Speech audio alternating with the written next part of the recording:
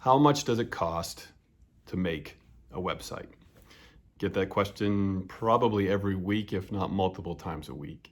And as an agency, we do an awful lot with the web, whether it's campaigns or website builds or optimizing or Google ads or all of the stuff that goes with social.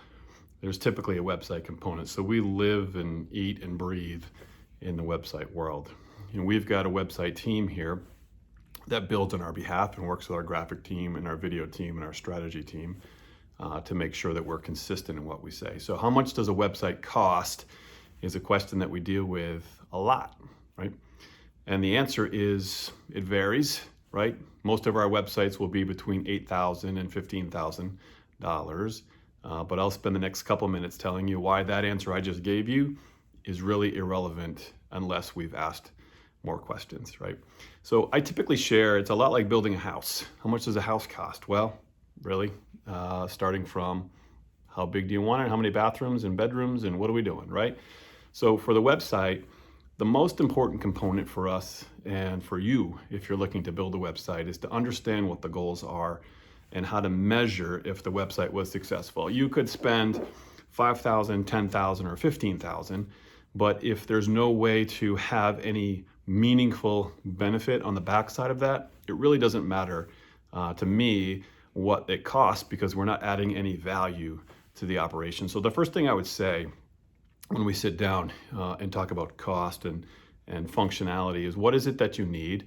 What is it that you want it to do, need it to do? What can it do to help your business or organization move forward, right? We always talk about audiences. Who are your audiences and what are they looking for? What kind of value are you looking for? What kind of efficiencies are you looking to gain? What is it that you can shortcut or scale through your website that will allow you to add value without you having to be in the room? Or we already know that a variety of people are doing research on their own without talking to you. So how can your website help you and your company be part of those conversations before they decide that you are a business or you are an organization that I want to reach out and talk to? So how much does a website cost? Other factors in answering that question are going to be, who is it on the client side? Who is it on your side that's going to walk through that? I was just talking with a proposal group that was looking for a website, and one of the questions I asked them is, have you been through this process before? Has the committee, this is a nonprofit, but has this committee that will be working with us in building the website been through this process before? Because one of the questions they gave to me was not only how much does it cost, but how long will it take? And so I asked them, what is your decision-making process? How swift or not inefficient is the decision-making process of that group, of that committee that will be answering questions from me and working alongside? And that really has a factor on how long things take. And sometimes, and oftentimes, the length of how long something will take may very well impact cost. The other thing I shared with them that I think is a very relevant tool to answering the question of how much does a website cost is, let's define features and expectations. What are you expecting, right? And what are the outcome that you foresee? And along the way, how much can we control what I call the gee, I wish list, right? Gee, I wish it did this, or I forgot to ask, so gee, I wish it could do this. Oftentimes along the way, what happens is we start with an RFP or we start with a framework from a discussion that comes from a client or comes from the committee that they want to build something, and here's what we think we want. And as we start discussing and brainstorming, right, and building out what could happen, there's light bulbs that come up because they see opportunities that they didn't think of before. And that can oftentimes lead to what we call feature creep, which is building a bigger house, right?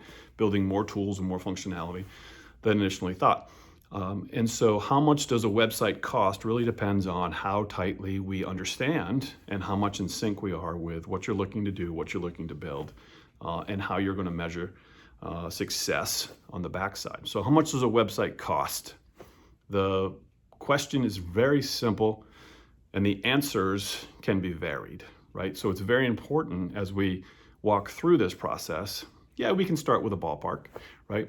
But let's make sure that along the way, this relationship, this transaction that we're going to go through, this partnership hopefully, is something that is meaningful, relevant, and beneficial to the organization. And you trust the process to deliver information that's important and valuable to you. You want to make sure that you are expecting to get something of value, but the development process also has to include asking questions through discovery as to what it is that we're building. And the tighter we can get the expectations in line on both sides of the equation, the better off we are in giving a number. So while that 8 to 15,000 may be the average, sites can go as high as 100,000, or they could be as low as 5 if there's a lot of factors that enable it to be so. So the most important thing that I would say when you're trying to answer the question of how much does a website cost is let's just have a conversation, or whoever you're working with, have a conversation about goals and audiences and how are you going to measure success. What are your expectations and do they match? And how am I going to use this to further the goals of my business or my organization to make sure that the number in the quote is not the only thing that gets discussed. The number is an outcome of all the other things, all the variable, really important pieces of the conversation that get discussed.